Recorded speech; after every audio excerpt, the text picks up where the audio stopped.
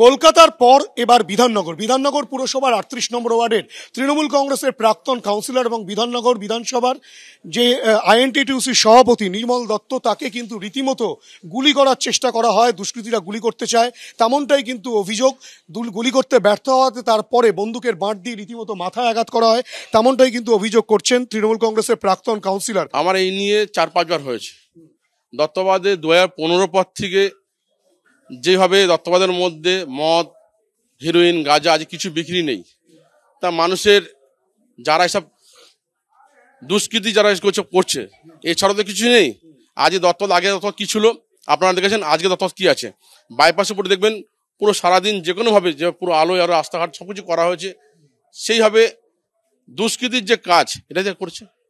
এই যে ঘটনাটা যখন ঘটে, মূলত কটার সময় ঘটলো, কি হলো, ঘটনাটা কিভাবে ঘটলো? 7:20 সময় আমি ওয়ার্ডের সামনে যেভাবে আমাদের মানে ওয়ার্ডের স্টাফরা যেভাবে কাজ করে দেখি, কিভাবে কাজ করছে না করছে দেখতে হয়। আমার ওয়াইফ কাউন্সিলর, কিন্তু আমি প্রাক্তন কাউন্সিলর, আমাকেও দেখতে হয় দেখি কিভাবে কাজ করছে না, দেখে নিতে হয়।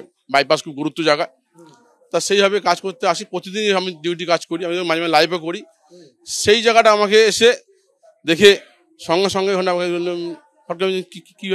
কি করছিস, একটা গোলাপি কালারের একটা গেঞ্জি পরা ছেলে, মুখে কালো মাস্ক, ফট করে মেশিন বের করেছে। আমি মেশিন গুলি করতে গেল, প্রথম গুলি হয়নি, সেকেন্ড গুলি করতে গেল, সেকেন্ড গুলি হয়নি। তারপরে ওকে কোনো ধরতে পারলাম, আমি ওকে নিয়ে পড়লাম, পরে আমার হাতে লাগলো। ওকে তখনও যখন পাচ্ছেন তখন বন্ধুকে বাড়িতে মারলো। ইএম বাইপাসের ওপরে দত্তাবাদের একেবারে রাস্তার ওপরে যে পার্টি অফিস, সেখানে একজন প্রাক্তন কাউন্সিলরকে এবং যিনি আইএনটিটিউসি সভাপতিও, তার উপরে যেরকমভাবে গুলি করে আক্রমণের চেষ্টা এবং গুলি করে খুন করার চেষ্টা করা হলো, সেই ঘটনায় কিন্তু স্বাভাবিকভাবেই নিরাপত্তা নিয়ে উঠছে একটা বড়সড় প্রশ্ন। গোটা ঘটনা তদন্ত প্রক্রিয়া শুরু করেছে দক্ষিণ বিধাননগর থানার পুলিশ।